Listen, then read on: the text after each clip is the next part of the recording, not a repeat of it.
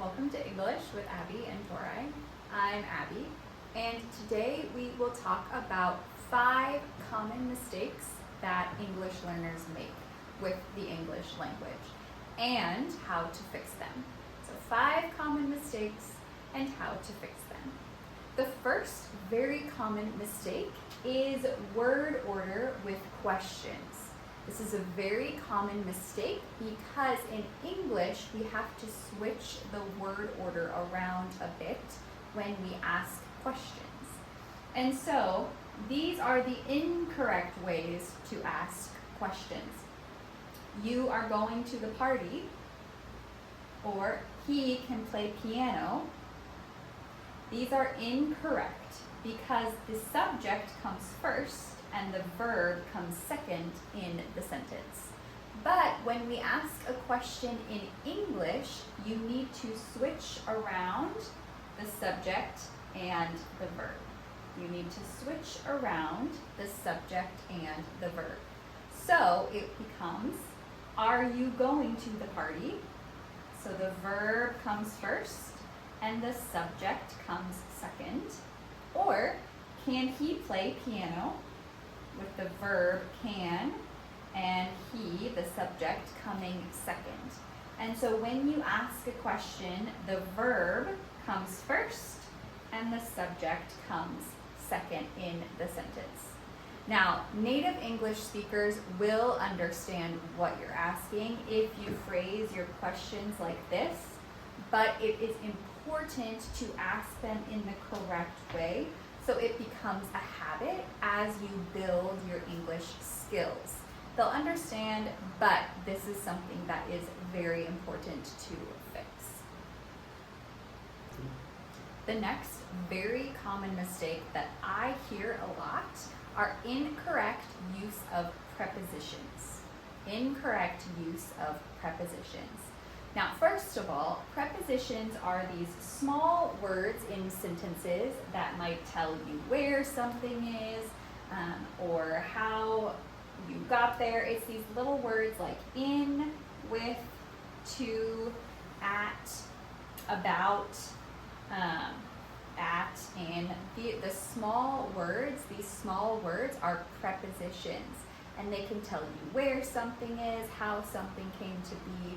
They can tell you like something is on top or underneath or below or between.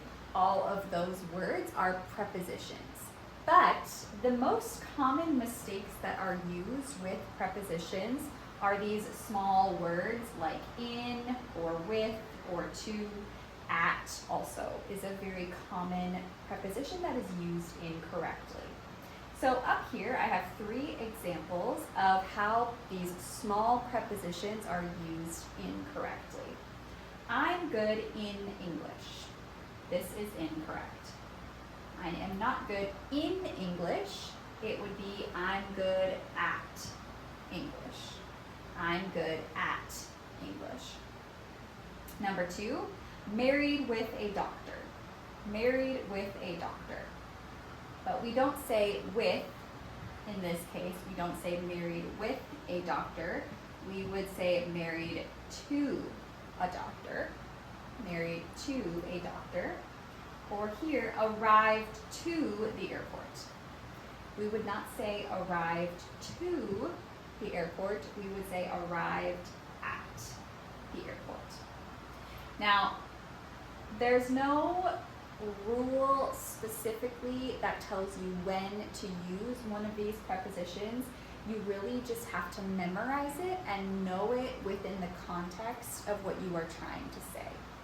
I have given you some guidelines here of when we would use specific prepositions.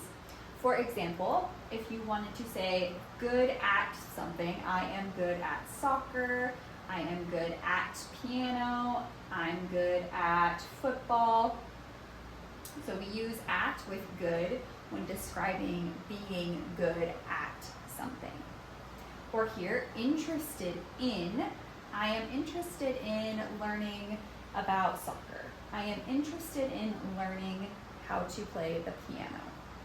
So you would be interested in, and then here, when you think about something, we use this preposition about. I think about how I would like to travel. I think about how I want to learn how to write. Or I think about whatever. I think about something. And then the final one, arrive, using the same verb arrive. I arrive at a place, so we use at. I arrive at the airport. I arrive at the mall. I arrive at the store. And this could be, I arrive at the airport in Rome. So then the city in Rome. Not at Rome, but in Rome. I arrive at the mall in the car. I arrive at the mall in the car. And so in can be used here to end the sentence with the city you are in or country or even how you arrived there. Arrived at the mall in the car. But if you were using a word like, I'm just thinking about this now, arrive at the mall by train. By train, it could be by car as well. So if you're using your mode of transportation, you would say by to. You could use in or by. It depends on the situation. So these are common mistakes with prepositions and how to fix them. The next common mistake are missing articles in sentences. And so articles used incorrectly or just missing altogether from sentences. So the three articles in English are a, an, and the. A, an, and the. These are the three articles that are used in English. So here I have two examples of sentences that are missing articles.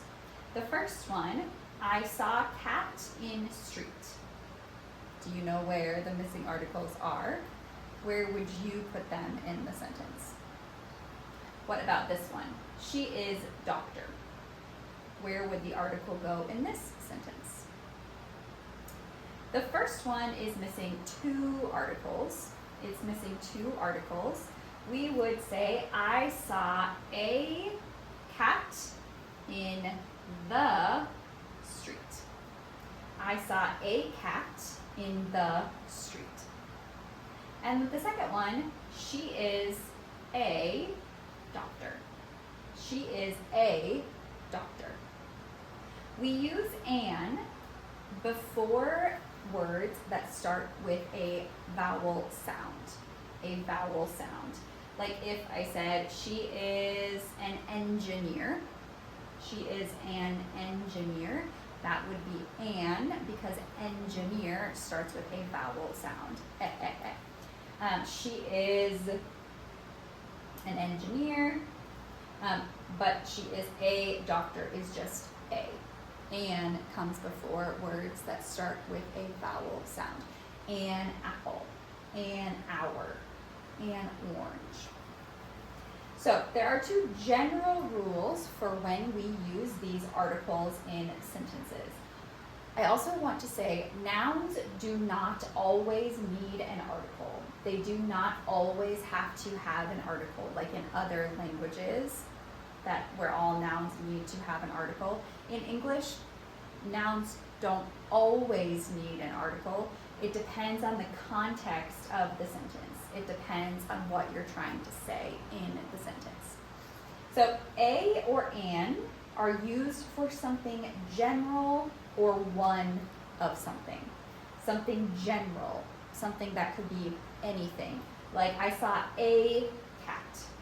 I saw a cat, which does mean one. I saw one cat. I saw a cat, but it's more general, not the cat you see every single day, not the cat that is your cat or your neighbor's cat. It's just a cat that you saw. You don't know the cat, and so it's just a cat. I saw a cat in the street. The is used for something more specific. When you're asking for something, for example, can I have the pen? that one specific pen. Can I have the marker? Can you hand me the phone? The speaking about that one specific thing. If you said, can you hand me a pencil or a pen, it wouldn't matter. It would just be whichever one was available. But it does also just mean one, a cat. And that would mean one, just one cat, one pencil, one pen. And so these are common mistakes with articles in English and how to fix them. The fourth mistake is mistaking or using these 4 verbs incorrectly, which are 4 verbs that all essentially mean the same thing. They are say, tell, speak, and talk. These 4 verbs have to do with what you are saying or what you are saying to someone else, or if you talked to someone else, or if you spoke to someone else. But these 4 verbs all have to do with saying something. And they are used in different ways, so it's important to know how they are used, and so you can use them correctly and fix the mistakes you make with these verbs. So here are 2 mistakes. The first, he said me the story. He said me the story. Said here is the past tense of say, and this is used incorrectly. And then here, I told that I was tired. I told that I was tired. Told is the past tense of tell, and this is used incorrectly. And actually, these should be switched. It should say, he told me the story, and I said that I was tired. He told me the story, I said that I was tired. And then speak and talk are both very similar in how they are used. And so here, spoke, the past tense of speak, I spoke to her yesterday, or I spoke with her yesterday. You could use to or with in that case. I spoke to her yesterday about the project. Or you could say, we talked yesterday about the project. And so spoke and talked are also used in very similar ways. So here are the general rules of how to use these 4 verbs correctly. You use say or said in the past tense when you yourself say something, or when someone says something. He said that he would be here. She said she would be here. I said yesterday that. And so when you're talking about someone saying something, then you use said or say.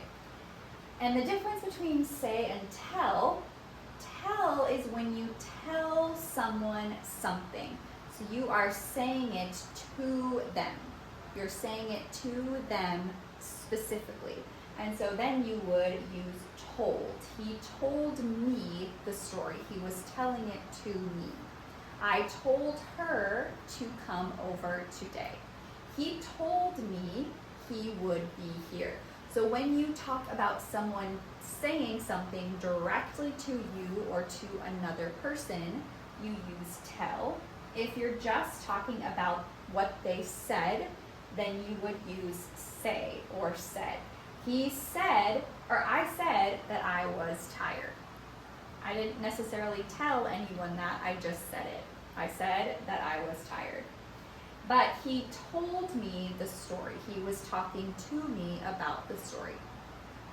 Speak and talk are used for conversations. When you have a conversation with someone else or with a group of people, you use speak and talk, or spoke in the past tense and talked in the past tense. Like my example before, I spoke to her yesterday. We had a conversation. We spoke. I spoke to her.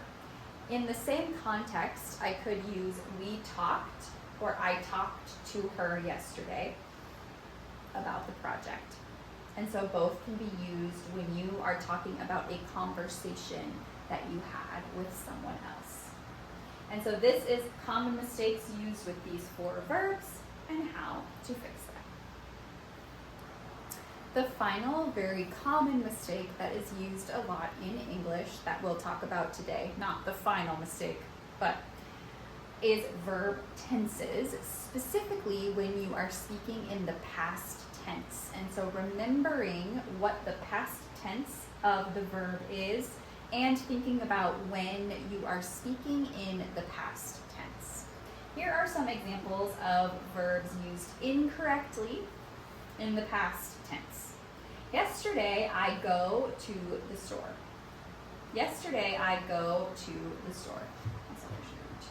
I go to the store. Two prepositions, very important. Yesterday, I go to the store. Go is incorrect because it is a present tense verb, but yesterday is the past. And so we say, I went to the store. Went is the irregular past tense. Go becomes went in the past.